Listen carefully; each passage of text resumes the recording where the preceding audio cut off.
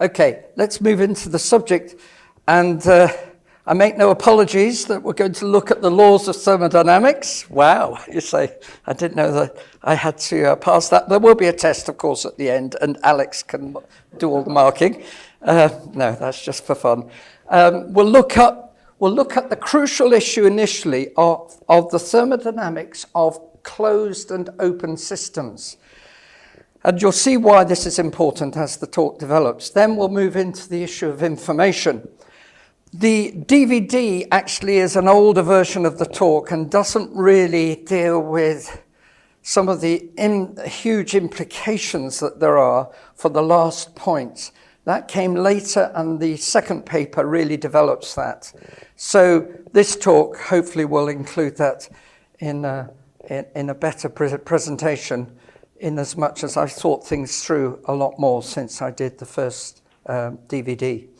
Now, the laws of thermodynamics, basically, it's a straightforward one, the first one, which is, it used to be that people said that matter can neither be created nor destroyed. Then post-Einstein and post the terrible things that emerged from the nuclear revelations, particularly in the Second World War, it then became energy can neither be created nor destroyed, because obviously there is a correspondence, we all know now, between matter and energy.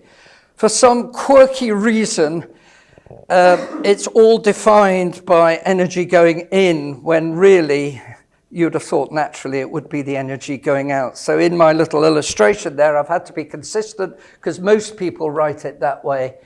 And so if energy is going out, it becomes a minus. So don't worry too much about that. It's just a detail.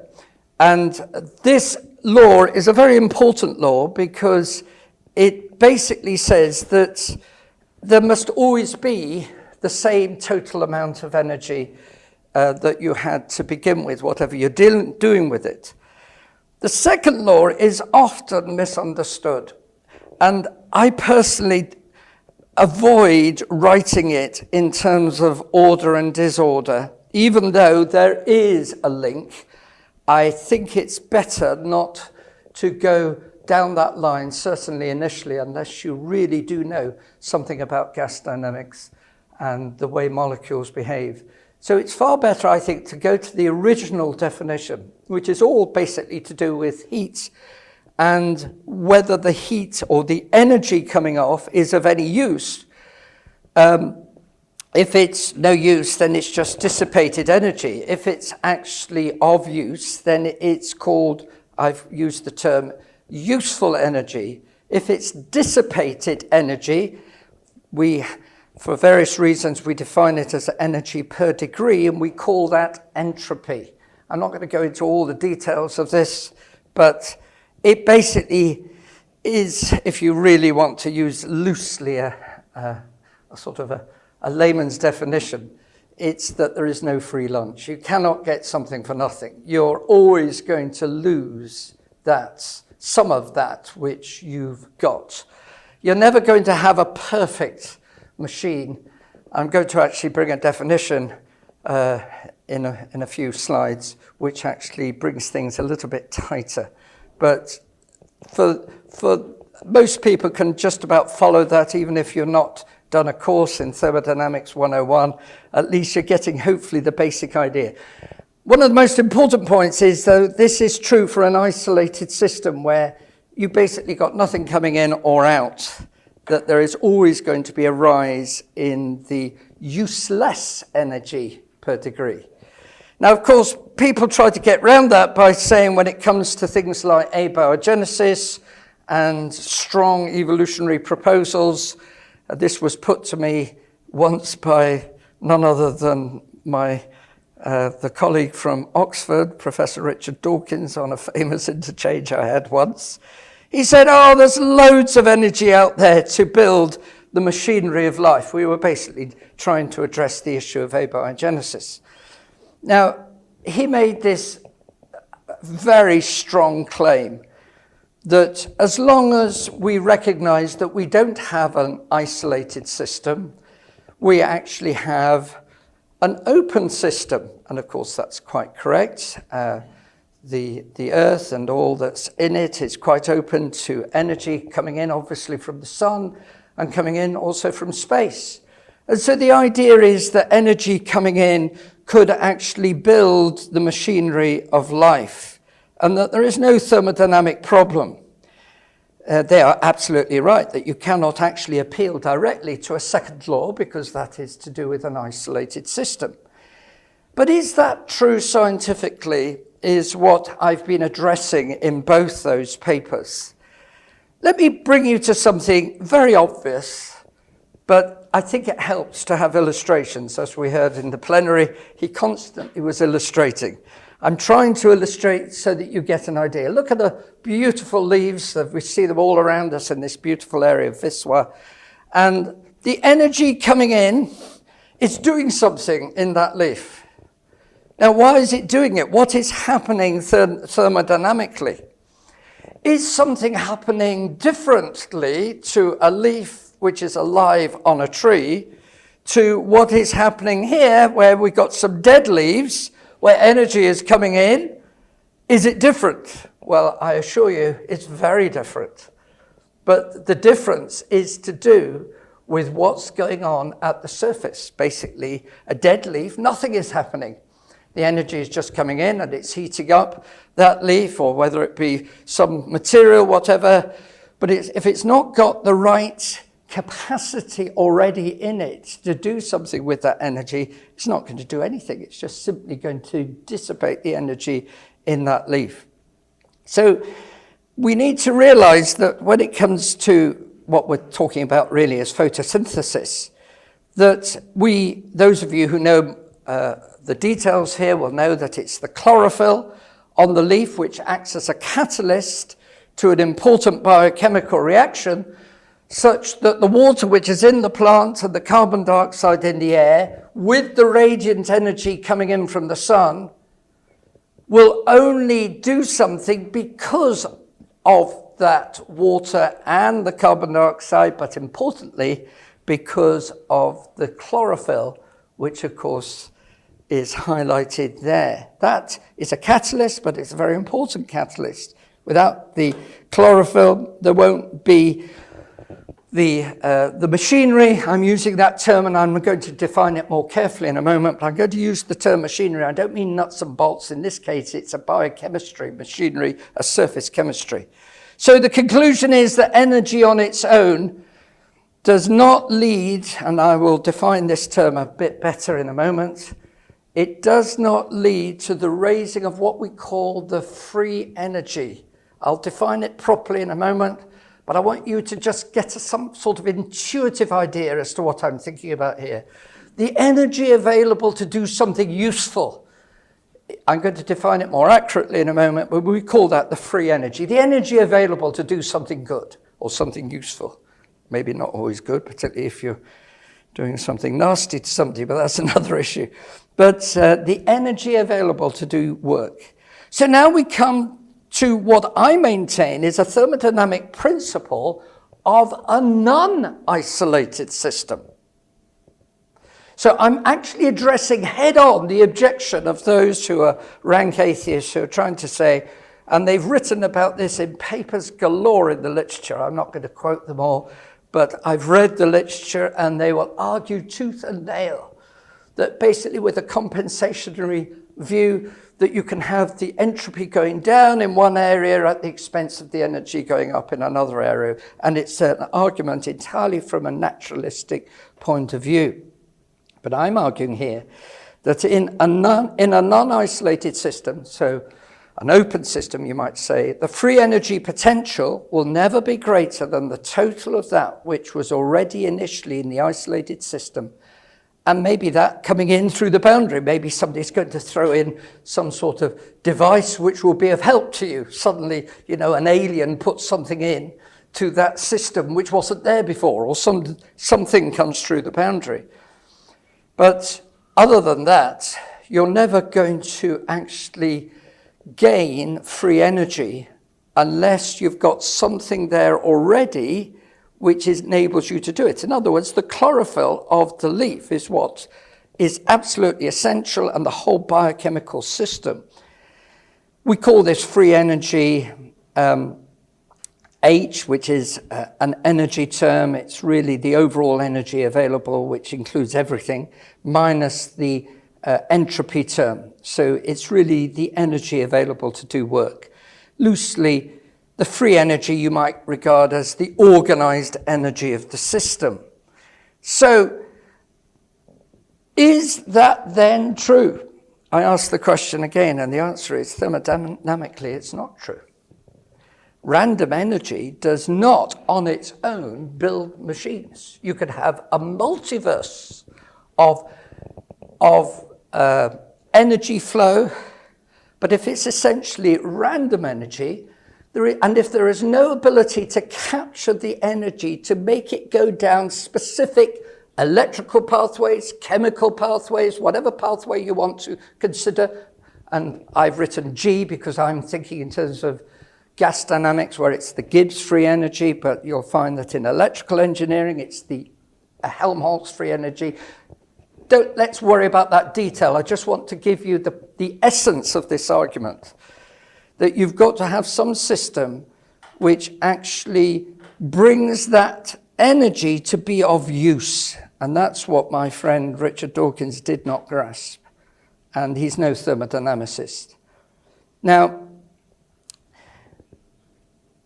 I maintain then that there is a thermodynamic principle of non-isolated systems. You'll never see this written in the books because the implications are too heavy for them. That's my reason anyway, that I can think is what's going on. Nobody's ever formally put this in books. I put it formally in my papers, and it's up to others if they see that actually this needs to be regarded as a principle. It's almost a law. The free energy potential is never greater than the total of that which was there already, plus that coming in through the boundary. So now I'm going to go a bit deeper. You say, well, that was deep enough. Well, okay, this may be you, but please don't worry. We will come in maybe with some rescue devices as I go on. And I've got various illustrations to try and help you. And if you want a copy of these notes afterwards, you're welcome to them. I said I would come to some definitions. I'm going to define what I mean in this talk only as the term machine. I'm going to give it a tighter definition. Now, I've chosen to use that word. Maybe some would argue you could use another word, but I've used that word, okay? So you'll just have to put up with it if you don't like the word. I'm going to say that all natural molecule formations are like this illustration of Slinky. I don't know whether you've seen these, played with them, but they basically are, they look as though they've got energy of their own, but they're not actually. They're just simply going to equilibrium. Somebody has to set the spring, and then it will bounce around as it comes to equilibrium. And of course, sometimes as it comes to equilibrium, it does some very interesting things like walking down stairs and stuff like that. You all look aghast. Have you never used a Slinky? Come on now, Alex, you look so serious, but I'm sure you have used one with your... He just about admits it. The problem about these things is they are easily get destroyed when you... Yeah, they certainly do. So they're all made of plastic now, and I prefer the old ones, the metal ones. But I've still got my original one at home, and I think there's a collector's item in it. But anyway, so the spring then is set, and so if you like, a little input of energy is given, which enables it to do what you want to do just for a little while as it settles down. But there must be, molecules basically have to be set or injected with energy down a very specialized biochemical pathway, as you'll see in a moment as I bring you on to ATP, which I will discuss. You have to have a very specific pathway to bring energy to make them do what they do. We'll deal with that detail in a moment. This is just the principle. So I'm saying that a machine is a device which has locally raised the free energy, or we might call it ordered energy. So just carrying on with this idea, just to give you some illustrations. Chairs are very useful, but it's not an energy device. I just say it is a device. But in my definition, it's not a machine. Without it, of course, you wouldn't be relaxed, but at least, you know, they have very useful function. An ejector seat, which is also a chair, is a very special type of chair, which, as you well know, is primed with energy, ready to be released in a moment when the F-16 or whatever it is in danger of crashing. And so the ejector seat is a machine. The other one, I'm going to say, is a device. Another illustration for you, tornadoes. You might say, well, that's using a lot of energy. Yes, but I would suggest to you that, as I've put here, it's not something which is repeatable with predicted regularity or measurable regularity. That is, yes, you know that there's going to be, the weather forecaster may say that there's going to be some sort of tornado, but you wouldn't say, okay, I will place my cup specifically at this point to stir my cup of tea by the tornado tomorrow. You won't be able to do it because it's not obviously something which is acting with specific purpose down a particular energy pathway with an intent. And you might say, I'm begging the question, we can discuss that afterwards. That, of course, the naturalist will fight tooth and nail. Whereas a wind turbine is evidently a machine because it converts energy with regularity, and of course it's used to produce, in this case, electricity into the main power lines. So let me now come on to an illustration which I find very helpful because it links with what I was saying about the photosynthesis in the leaf. This is not a wind turbine, it might look like one. It's actually a solar cell. And what I've got here is, you'll see here, it's actually working. There's a solar cell which is causing this to go round. If I put my hand over the solar cell, that will just completely stop, which is basically like a dead leaf. So a dead leaf, I can feel the heat of this lamp coming onto my hand, but the heat's doing nothing, it's just heating my hand. Whereas as soon as I put a solar cell there, actually the temperature there will be slightly lower.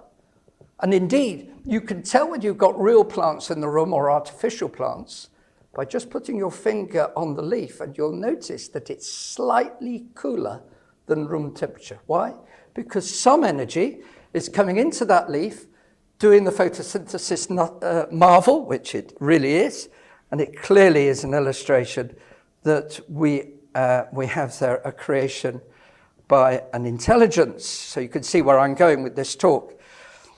Look at other things like feathers. They are marvelous, and by the way, they also, for different reasons, show design, but not along the line of argument that I'm speaking about now. But as I mentioned earlier, and I'm putting a little bit more rigor to it now, photosynthesis, which is like this solar cell, except that it's a natural occurring solar cell. You might say it's not producing electricity, but it is producing the most important sugars that the plant loves. And we all love, well, most of us love sugars, and the plant needs sugar, and of course at the same time it gives off carbon dioxide. So let's now look at some details in the cell.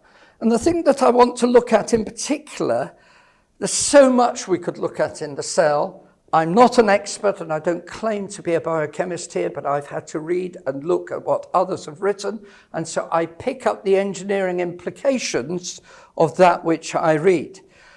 One of them is an amazing machine called the ATP synthase motor. This is actually an electrostatic motor.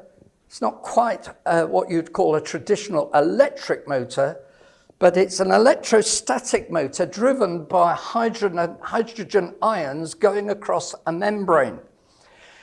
And as the adenosine diphosphate comes in, it adds an inorganic phosphate pi. That's not 3.141 there, it's an inorganic phosphate, and it becomes not a diphosphate, but a triphosphate.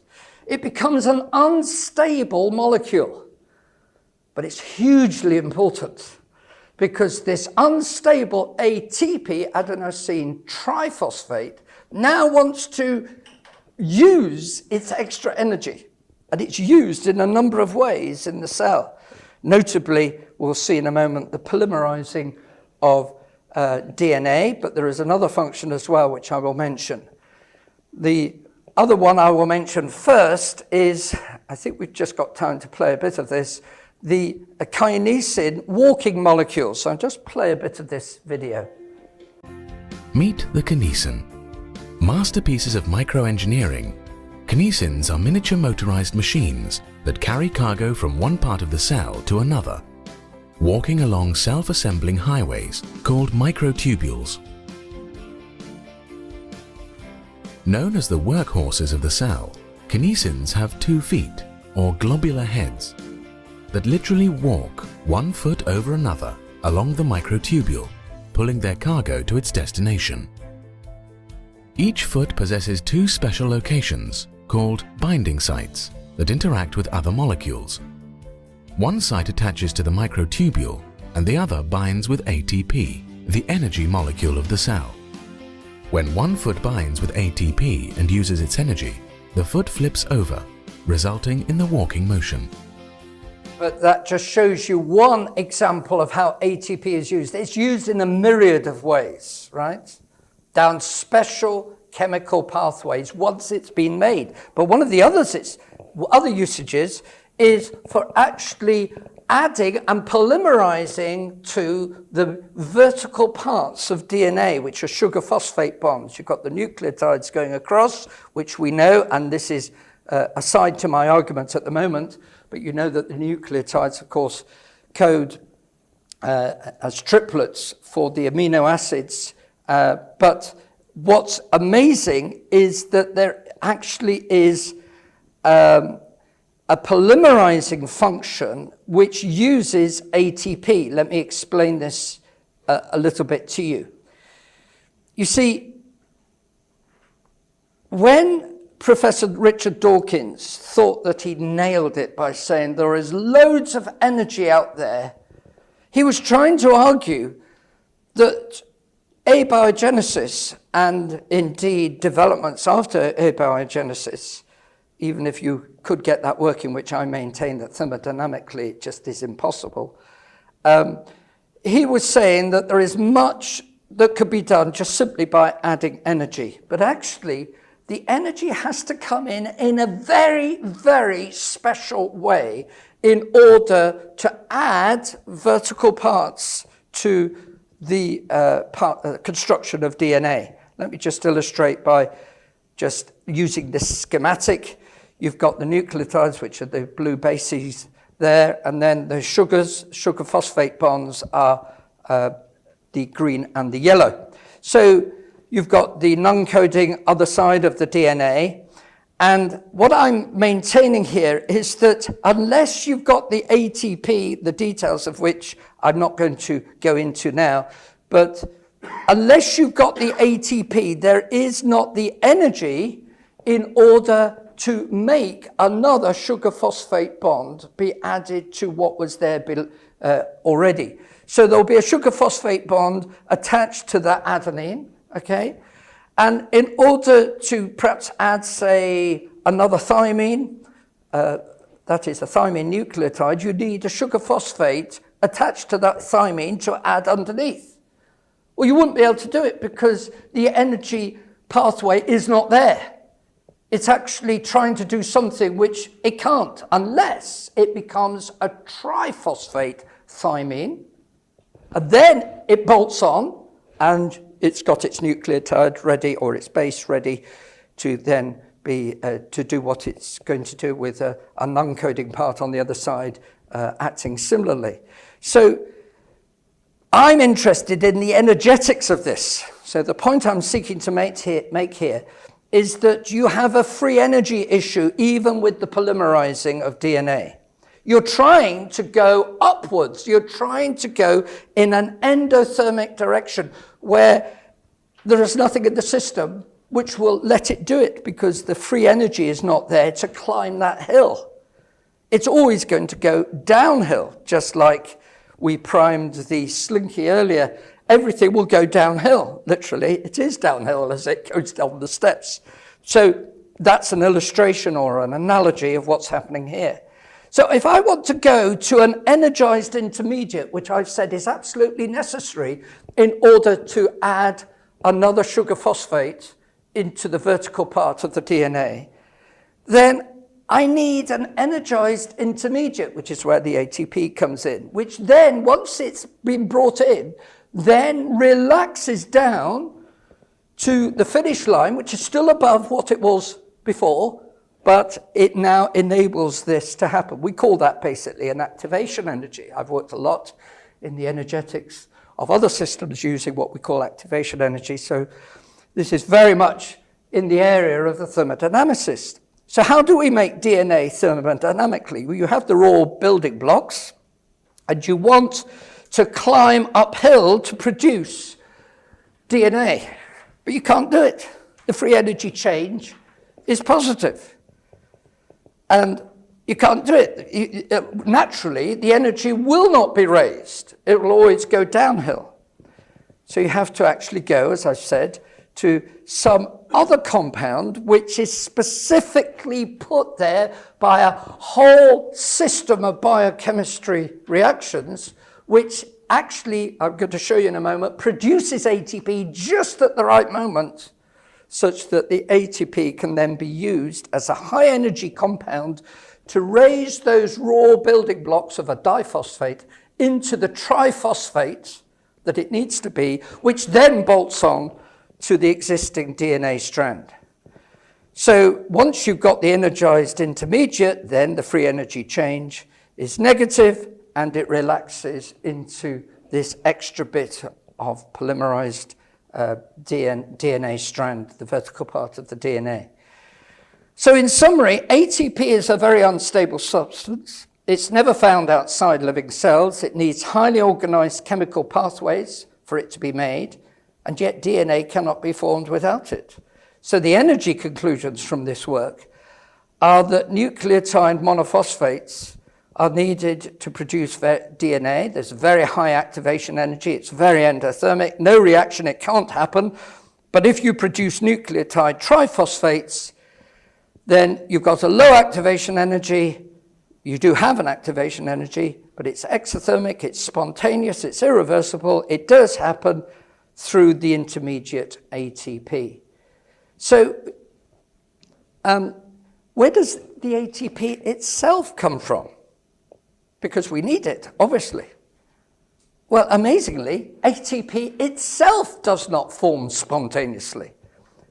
It is formed by another very endothermic reaction, which I'm not going to have time to put. All I would need to do is to actually put up the chemistry, and most of us would get fazed by the huge, long list of chemical reactions involved in the making of ATP. But it is unstable. It is produced itself by cellular respiration involving existing ATP. So it's a chicken and egg situation in the production of ATP. So it needs organized structures in the cell to produce it, and a source of energy and very specialized enzymes, that is basically catalysts, involved in the reaction. So this ATP is manufactured by enzyme catalyzed reactions in a highly regulated chemical environment. Most of us, if you've got any knowledge of engineering, and most biologists, if they've ever really thought about the engineering implications, must see immediately that the chemistry, the physics, the thermodynamics is shouting that this is a system which cannot be got by some sort of appeal to, oh, there's loads of energy out there, as Richard Dawkins famously said to me. Well, if you thought that was bad enough, I've got something more to say. And it's the connection with information. You say my head hurts. Well, I hope you've understood thus far the logic of what I'm saying. Now we're going to deal with information. I've got 2 papers out on the table there, but they're on your app as well. I specifically asked them to be added. The first one goes as far as basically where we're at now with a little paragraph about information. The second one develops this further, and I end up with principles of information exchange. Now, I just want to quote at this point a person who admits that actually we're onto a loser here to argue, and he's not a Christian, he's died now, but that you cannot argue for information arising out of matter. Information, George Williams said some years ago, doesn't have mass or charge or length in millimeters. Likewise, matter doesn't have bytes. You can't measure so much gold in so many bytes. It doesn't have redundancy or fidelity or any of the other descriptors we apply to information. This dearth of shared descriptors makes matter and information 2 separate domains of existence, which have to be discussed separately in their own terms. Now, I almost agree with him, but not quite. Not quite. He's essentially correct, except that there has to be an overlapping region where information interacts with what technically you should call a substrate of some kind, matter basically. Just like the information in this Apple computer, and by the way, Windows machines also do the same, but little, you have to kick them to make them work, but you know what I mean. But you know, there is an interchange between information and matter. Now, let me just develop this point. We have to be a bit cautious, but there are a number of people who've written on this, and of course the intelligent design community has a wealth of people who've thought into these issues. It's been said quite rightly that information requires specific sequencing. It cannot just be a random set of letters. It's got to be letters in a particular sequence which can be understood. And mutations generally will not produce specific sequences that you're intending. You can get a fluke where, you know, a lava lamp might produce the number 22, and you think, well, that's just a fluke. But if that actually began to say 32, 42, 52, you'd then say, well, there's something really out there trying to tell me something, okay? So this is an intuitive argument, okay? Also, information, and this is what leads me into something which I owe an awful lot to Werner Gitt here, the German thinker who's a brilliant person. I've often had interactions with him. And Werner Gitt rightly talked about levels of information. He actually talks about 5. I'm just going to mention 2. Information involves codes and language, and it involves a level where whatever code or language is being used, there is a message. So there is a sender and a receiver. It involves communication and purpose. If you're going to use the analogy of a computer, hardware doesn't write software. I know we have expert systems. We talked about artificial intelligence. And of course, we know that things are hugely advanced beyond what the basic machines that we use every day are doing. We know that there is a sense of, quotes, design, unquote, going on with artificial intelligence. But someone, somewhere, has actually written the system which actually begins that operation. We may end up fighting the machine, as famously the film 2001 shows years ago, made in 50 years ago. I saw it last week and I thought, what a most boring film it is, based on the book by Arthur C. Clarke. But I don't know whether you've seen it, but you just sit there waiting for something to happen as all the music goes on. I don't know how on earth that film made it. But anyway, it ends up with everybody dying because the fellow who's the hero of the plot ends up fighting the machine, you know, and the machine says, you're trying to kill me, you know. It's very interesting. It has big import into the AI discussion we had earlier. But essentially, that machine was designed by someone, even that machine. So music, to use another analogy, Lydia will like this, she's a musician, but the musical score is not the same as the music. So there's all sorts of analogies you can use here. So let's just try and examine then, just in these last 10 minutes, this issue of information in a little bit more deeply.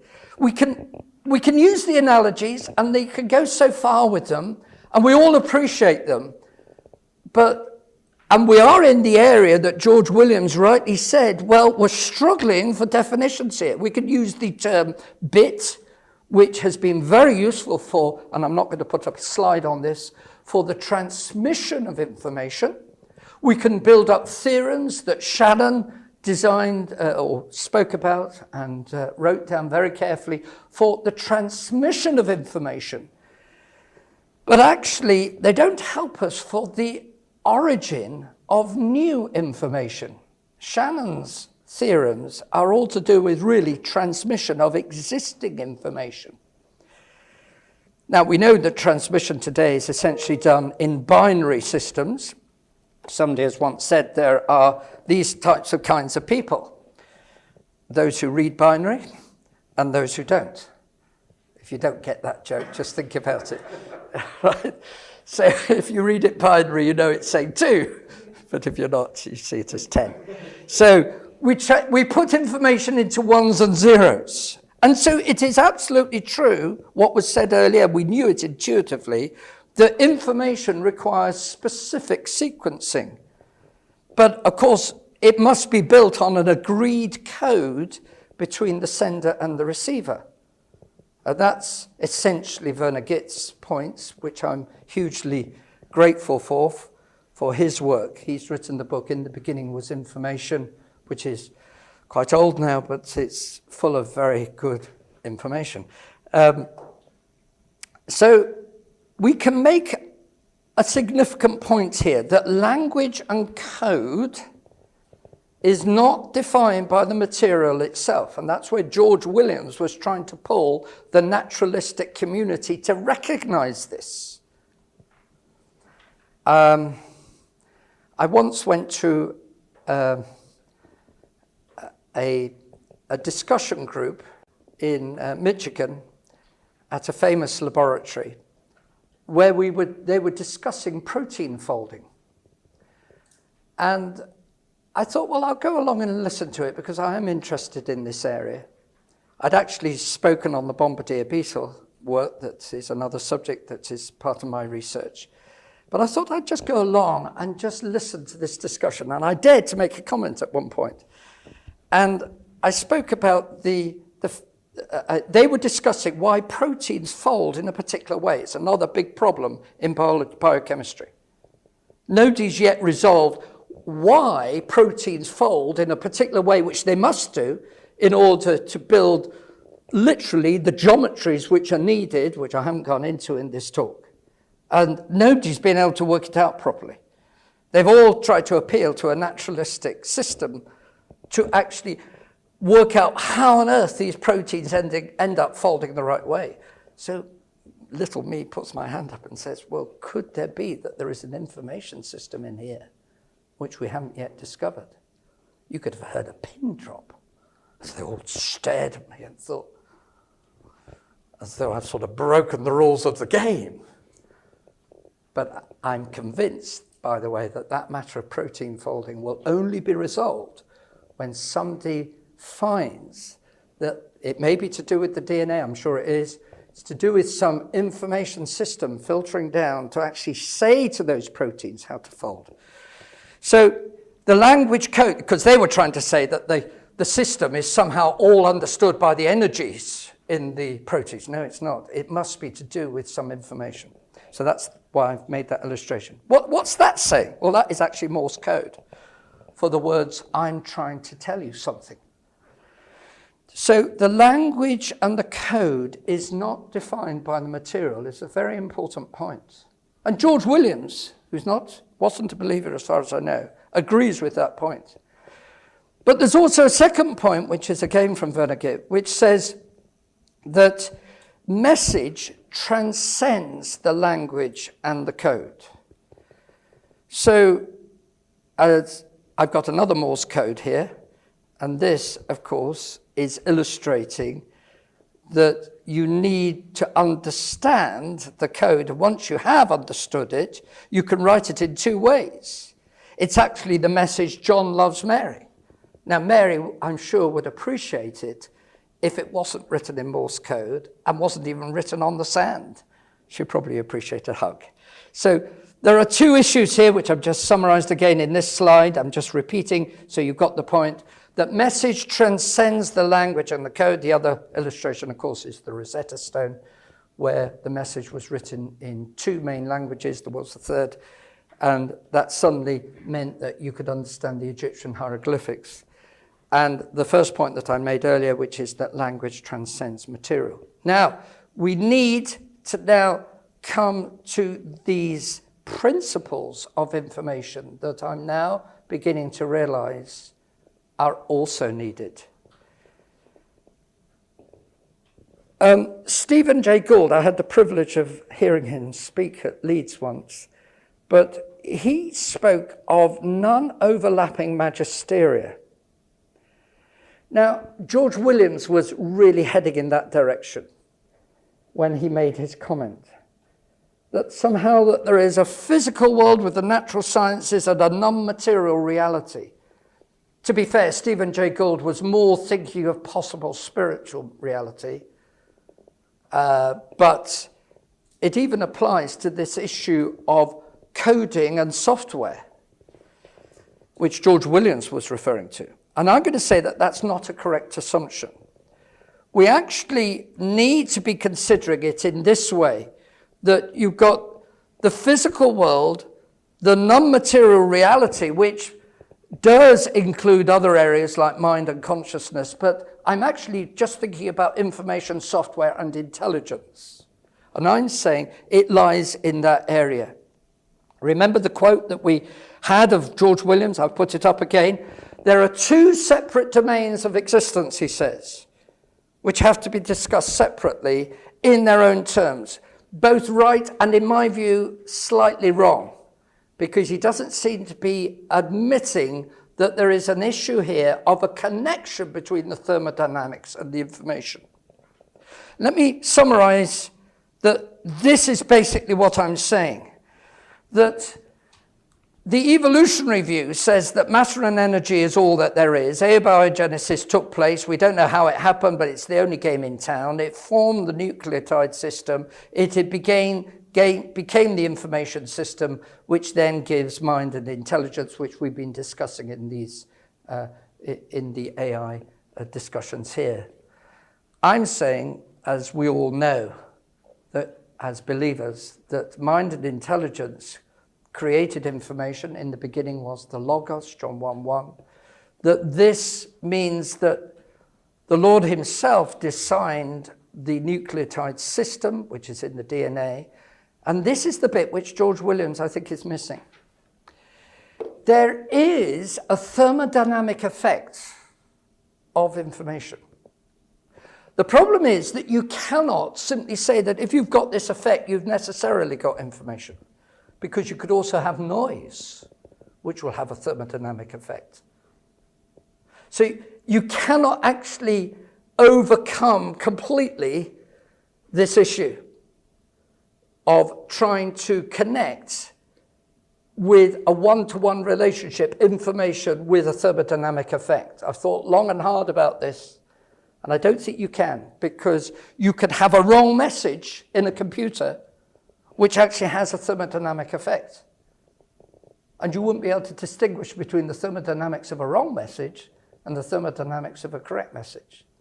So although it would be delightful to say that you've got good thermodynamics, or you've got some thermodynamics which is this number when you've got the right message, I don't think you can go there. So to a certain extent, George Williams was right. But I am going to say that there are principles, and I owe a lot to John Sanford on this one. John Sanford wrote the book Genetic Entropy and the Mystery of the Genome. It's well worth reading.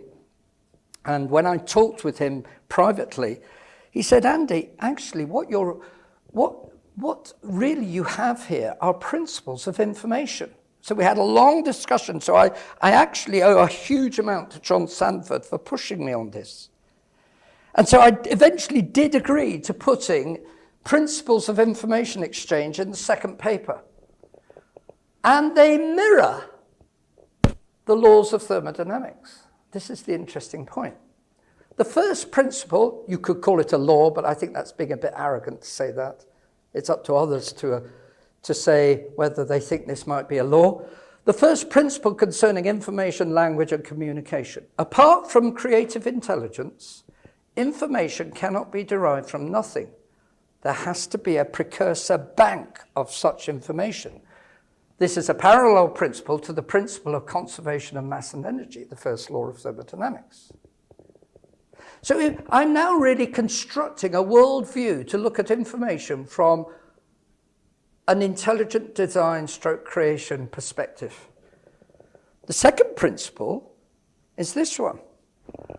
Apart from a sustaining intelligence, all information degenerates in terms of its functional utility. Information will corrupt unless it is sustained by an intelligent agent. So books eventually deteriorate. You put a book out in the sunlight, or you have water damage, or whatever it is, just gradually decays. That's just books. You well know that computers, even an Apple one, eventually has to go into the bin, you know. And if the electricity goes off, you may be able to sustain it for a while with battery, but then you've lost it. This principle is a parallel, of course, to the second law. And indeed, there is really a connection because all information is on a substrate of some kind. And the substrate itself is suffering from thermodynamic decay, the second law, or the principle of thermodynamic decay. So this principle is a parallel to the second law of thermodynamics, or even the non-isolated version that I gave. And then there is a third law, the principle of information gain. The information content in a system is never greater than the total of that which was there already, and that coming in through the boundary of the system, which of course is an exact mirror of the law that I maintain is a law for non-isolated thermodynamic systems. Remember I mentioned that there was a version of the second law which actually becomes a law for non-isolated systems. Well, it's exact parallel to that. So this third principle is really just that principle again, but expressed in terms of information. So I conclude, ladies and gentlemen, by saying these following conclusions. Naturalistic origin of molecular machines is essentially against thermodynamics of open systems. Thermodynamics drives naturally to equilibrium. It doesn't go uphill. Nowhere ever has this happened naturally. If somebody can quote an example, then you'll get the Nobel Prize. Nobody's ever done it. Open systems cannot of themselves build free energy. Sorry, that's this second one there. Now let me just mention two other things concerning, or another slide concerning the conclusions on information. Information is non-material. It sits on matter and energy and uses it, but it's not defined by it. It connects with matter and functions even at molecular level, at molecular levels, perhaps I should have said. I've got a mutation there. There are principles of information exchange which parallel the laws of thermodynamics. And as I've just added since I've been here, I so much valued the discussion we had the other day. I thought it was wonderful. This feeds into the discussion of consciousness and mind-body. It obviously is only at the periphery of that discussion, but nevertheless it feeds into it. It also connects to the discussion on AI. And of course there are spiritual implications here. You well know that Paul amazingly said on Mars Hill, "In him we live and move and have our being.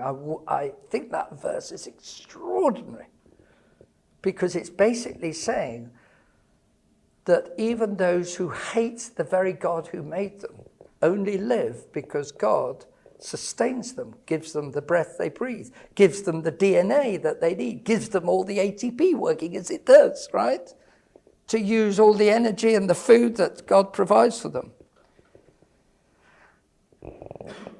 My German friends here will love me quoting Kepler, and I do hugely respect Kepler and many other great scientists, but he famously said, thinking God's thoughts after him. And I think that's what humbly we should be doing.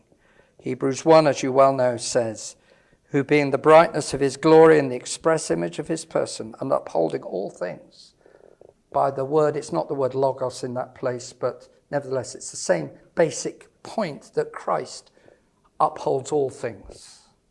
And if he didn't uphold even the nails in his hands and his feet, if he didn't uphold the breath of his persecutors, he was the one who had to do everything to even sustain the universe while he was on the cross. The mind boggles. Christ is the sustainer of all things. Even as he bled and died for us, he still was doing that. So I end, in the beginning was the Word. As Git famously said, it wasn't Git, it was Philip Johnson, yeah. It's not in the beginning were the particles, it's in the beginning was the Word.